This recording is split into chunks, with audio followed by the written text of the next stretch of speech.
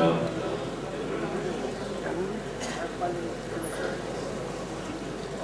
الحمد للہ رب العالمین والصلاة والسلام علی سید الانبیاء والمرسلین وعلى آلہ واصحابہ وازواجہ وذریتہ اجمعین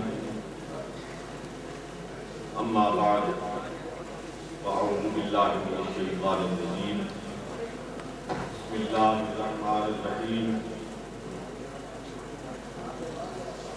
لقد من اللہ علی المؤمنین اذ بعث فیہم رسولا من انفسهم یتلو علیہم آیاتہ ویزکیہم ویعلمہم الکتاب والحکمہ صدق اللہ مولانا العظیم قال اللہ تبارک و تعالی فی شان حبیبہ ان اللہ وملائکتہ یصلون علی النبی یا ایھا الذین آمنوا صلوا علیہ وسلموا تسلیما اللہم صل علی سیدنا و نبینا مولانا محمد الصلاة والسلام علیکہ یا رسول اللہ الصلاة والسلام علیکہ یا حبیب اللہ الصلاة والسلام علیکہ یا شفیع المذنبین الصلاة والسلام علیکہ یا رحمت للعالمین حضرات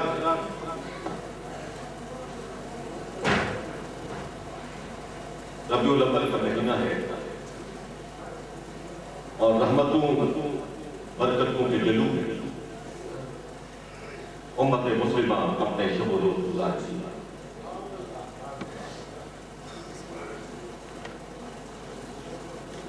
جس ذات گرامی جس ذات اقدس علیہ السلام کی ولادت باسعادت کا مہینہ ہے، وہ ذات مومنوں کے لیے نہیں، صرف مسلمانوں کے لیے نہیں، بلکہ حضرات خالق کائنات نے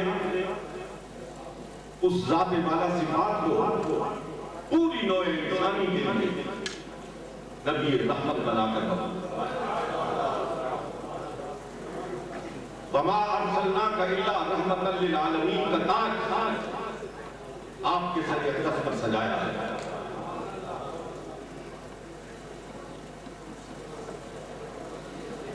وقت مختصر ہے، میں ایسی تمہیدی گفتگو کی ضرورت محسوس نہیں کرتا۔ حضرات بلا شبہ پیغمبران اعظام کی ایک صف ہے اور آسمان ہدایت کے یہ چمکتے ہوئے ستارے، آسمان نبوت کے دمکتے ہوئے ستارے، لیکن مبعوث کرنے والے خالق نے ان میں سے ہر ایک کی شان متعین فرمائی، ہر ایک کا مقام متعین فرمایا، ہر ایک کے مخاطبین کا حلقہ منتخب فرمایا۔ کوئی کسی قوم کا نبی، کوئی کسی قریے کا نبی، کوئی کسی نسل کا نبی، کوئی خاص زبان بولنے والوں کا نبی، مخصوص زمانے کا نبی، اور کوئی پکار کے کہہ رہا ہے کہ میں تو صرف بنی اسرائیل کی بھیڑوں کو منتشر بھیڑوں کو جمع کرنے کے لیے آیا ہوں۔ لیکن جب باری آئی میرے آقا کی، آپ کے آقا کی، ہم سب کے آقا و مولا جناب محمد مصطفیٰ علیہ التحیۃ والسلام صلی اللہ علیہ وسلم کی، تو رب نے فرمایا میرے محبوب جس درجے کا میں رب ہوں اس درجے کا جہاں کا میں رب ہوں وہاں کا تو نبی ہے۔ میری ربوبیت کا سلسلہ لامتناہی ہے، میری نبوت کا سلسلہ سبحان اللہ سبحان اللہ۔ تاروں سے کہہ دو پوچھ کرو، تاروں سے کہہ دو پوچھ کرو، اب خورشید منور آتے۔ تاروں سے کہہ دو کے منور آتے ہیں، قوموں کے پیغمبر تو آ چکے، قوموں کے پیغمبر تو آ چکے ہیں، اب سب کے پیغمبر آتے ہیں۔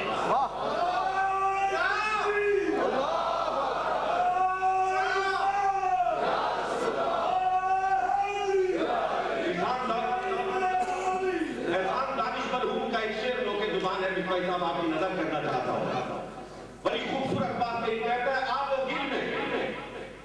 گل میں مدتوں آرائشیں ہوتی ہیں، آپ و گل میں مدتوں آرائشیں ہوتی رہی، تب کہیں ایک آدمی کونین کا حاصل بنا۔ جناب نوح آئے، جناب ابراہیم آئے، جناب موسیٰ آئے، جناب عیسیٰ علیہ السلام کے سبھی آئے، لیکن ایک آنے والے کی خبر سنانے کے لیے آئے۔ اللہ کے گرامی، اس ذات اقدس، اس ذات والا صفات کے حضور نذرانہ عقیدت کے لیے میں حاضر، آپ حاضر، ہم سب سوغات عقیدت پیش کرنے کے لیے جمع ہیں، جس کی آمد کا مجدہ سنانے کے لیے انبیاء تشریف لائے، جس کی بشارتیں انبیاء علیہ السلام نے دی، اور رب نے پکار کے کہا کہ لَقَدْ مَنَّ اللَّهُ عَلَى الْمُؤْمِنِينَ إِذْ بَعَثَ فِيهِمْ رَسُولًا، کہ مومنوں ہم نے تم پہ احسان عظیم کیا ہے کہ تمہیں میں سے ایک رسول بنا کر مبعوث کیا ہے۔ جو حضرات عربی سے تعلق رکھتے ہیں، عربی زبان سے شغف رکھتے ہیں، انہیں معلوم ہے کہ معرفہ کے لیے الف لام استعمال ہوتا ہے، اور یہاں رسولہ نکرہ استعمال کیا گیا ہے، لیکن جب امتیاز حد سے بڑھ جائے، جب امتیاز کی کوئی حد نہ رہے حضرتوں کے ساتھ، تو پھر اس وقت عربی دان اس امتیاز کی اعلیٰ صفت کو بیان کرنے کے لیے الف لام نہیں لگاتے ہیں، نکرہ کو لگاتے ہیں۔ مقصود یہ تھا، بیان رب تعالیٰ یہ فرمانا چاہتے تھے کہ بلا شبہ رسول آئے، اور ہر رسول کا آنا احسان ہے، اس کی قوم پر ہے، انتہائی عموم تقسیم کا دلالت ہے۔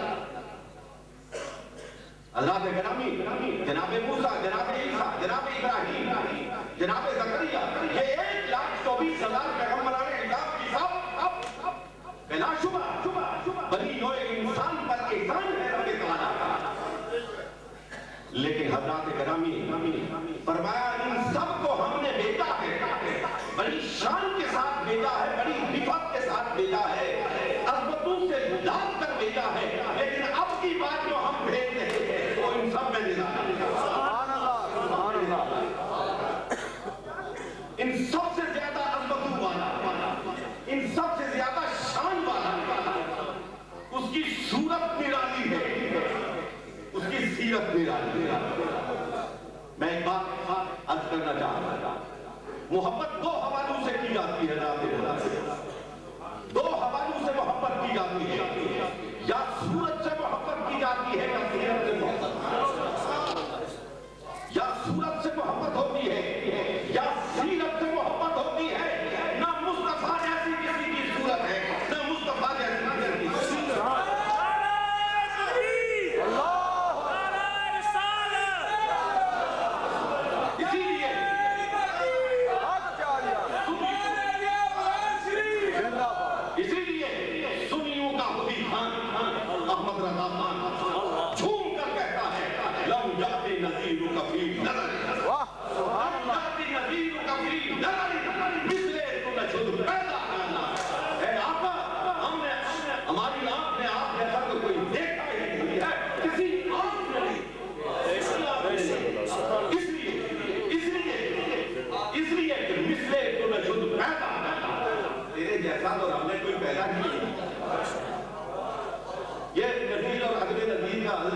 مسئلہ بہت چلا، میں اس بحث میں نہیں الجھنا چاہتا، لمبی بحث ہے، تفصیل طرف بحث ہے، لیکن میں ایک جملہ کہنا چاہتا ہوں، ذات مصطفیٰ تو دور کی بات ہے، سراپا مصطفیٰ تو بہت آگے کی بات ہے، بہت بلندی کی بات ہے۔ میں تو یہ کہنا چاہتا ہوں اور پورے ایمان کے ساتھ اور پوری جمعیت خاطر کے ساتھ کہنا چاہتا ہوں کہ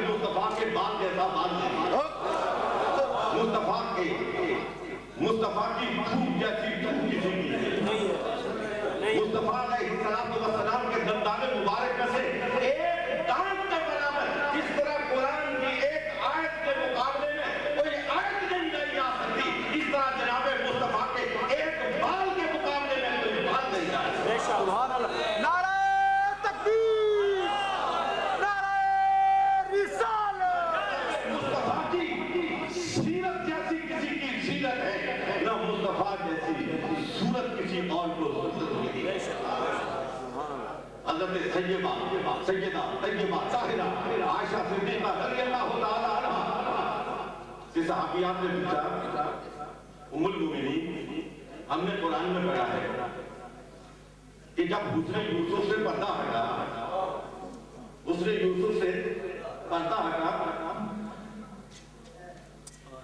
تو زنانہ نے مصر میں حسن یوسف میں مستغرق ہو کر اپنی انگلیوں کو کاٹ ڈالا لیکن کٹنے تک کی خبر نہ ہوئی. کیا مصطفیٰ علیہ السلام کہ چہرہ اقدس کو دیکھ کر بھی ایسا ہوتا ہے؟ اے عائشہ آپ نے تو ہمارے آقا کو بہت قریب سے دیکھا ہے. آپ فرمایا زنانِ مصر نے حسن یوسف کو دیکھا اپنی انگلیوں کو کاٹ ڈالا. قسم ہے رب ذوالجلال کی جس نے قبضہ قدرت میں میری جان ہے اگر میرے محبوب کو بے پردہ دیکھ لیتی اپنے جگر کے ٹکڑے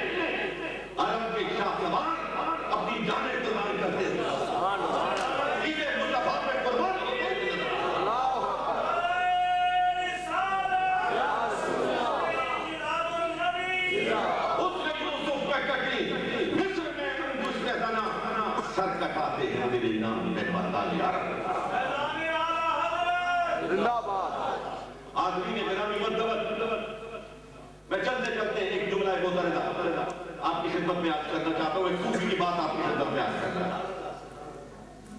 ایک صوفی سے پوچھا گیا کہ یہ موت کا ذائقہ تو سبھی چکیں گے تو پھر نیکو بار میں کیا تمیز ہے؟